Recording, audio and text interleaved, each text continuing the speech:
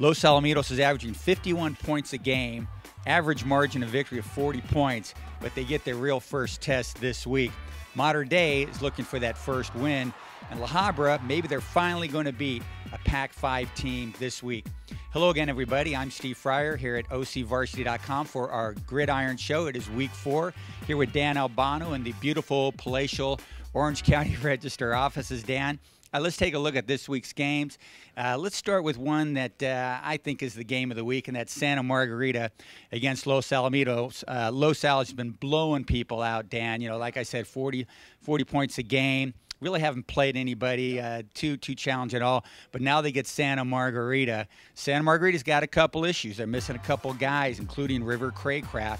He's having foot surgery this week, and he may be out for the whole season. Been a very good receiver for them, a big-time playmaker.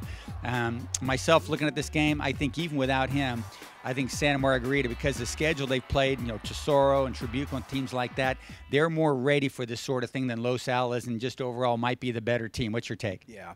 You know, we finally it's exciting because you finally get to finally find out how good Los Alamitos is. How good are the Griffins? Very hard to tell when they have not played a very tough schedule, and I think they know that. And I'm sure the Griffins are going to be excited to play and show how good they are. But I think they'll be overmatched by Santa Margarita. I think Santa Margarita is really outstanding this year, and I think the biggest advantage for the Eagles is going to be on that offensive line. They are just going to be huge up front, and they're going to have. I've seen Los Alamitos, and the Eagles are going to have decided advantage when it comes to line play. They're just going to be way bigger than Los Al. But I think Los Al will score some points. I think they're going to be Los Al will be very hard to stop for anybody this year. So it could be a bit of a high-scoring game. But I just think it will be. I think it will be a good game. But I think Santa Margarita wins. Okay, that game's Thursday at Veterans Stadium in Long Beach. A game Friday, pretty close to here at Santa Ana Stadium. We've got Edison going up against Mater Dei. They play each other every year for several years now. Mater Dei, boy, maybe, you know, they're 0-3, but maybe 4 plays or something like that from being 3-0. They've been really close, had the lead on Centennial Corona, you know, lost a close one to Carson, and then lost in overtime last week to a really good San Clemente team. I don't think Mater Dei is going to get it done this week, man. It's a tough one to pick, almost a coin flip game, Danny. But I think Edison with Chase Favreau, Cedric Hill, pretty good running game. Even though, you know, they've lost a couple of guys, I still think Edison might be the better team overall. It's an interesting game, and I think it's psychologically. There's, you know, who wants this game more? I mean, who could be hungrier in Orange County football than Mater Dei going 0-4? They'll probably, you know, I think after this they play Gardena. They're going to get that, you know, they're going to get a victory before they hit the Trinity League.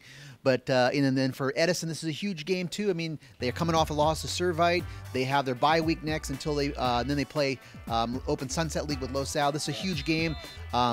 Last year, Chase Favreau had a very hard time with that Mater Dei defense was really starting to peak at this time, and Mater Dei had a really decisive victory last year. I think Mater Dei is going to get the victory. I think they are so hungry. They're on the brink, and I just can't see them going 0-4. And I think you know, they've been playing great teams, and I just think they're due. They're just due to get that victory. It'll be a very close game. These guys always play some close games. Well, I hope you're right, just to substantiate our inclusion of Mater Dei in the county top 10. We've been getting kind of ripped about that inclusion there. We'll talk about that in a minute. But another really good game this week is La Habra, St. John Bosco at La Habra. First game for La Habra in their nice little cozy home stadium, which is a big advantage. You know, we've seen La Habra play 3 Trinity League teams in a row this year. Servite, Orange Lutheran, overtime loss, tough game. And now St. John Bosco, they've been knocking on the door, getting real close. I think this time they knock that door down and get that victory over St. John Bosco. So I'm picking La Habra in that one. What do you say? You know, this is, you know, credit to La Habra playing this incredible schedule. I think the Highlanders will win. I was surprised last week that Bosco lost to Loyola. That surprised me. But I think La Habra is due to get the victory. Aaron Porter, Brett Bartoloni, Sparling is looking great at quarterback. Yeah. They are physical, and they're going to have their hands full with St. John Bosco. It's very athletic, and there's a, you know, Devontae Young is coming back to Orange County, running back for you know, St. John Bosco. Bryce Treggs is a great receiver out of St. John Bosco. Yeah. So it's going to be very tough. Another tough game, but what do you expect when you're playing one of the best in the Trinity League? So, but I think La Habra gets a breakthrough victory. But if they don't, you know, credit them for playing this great schedule.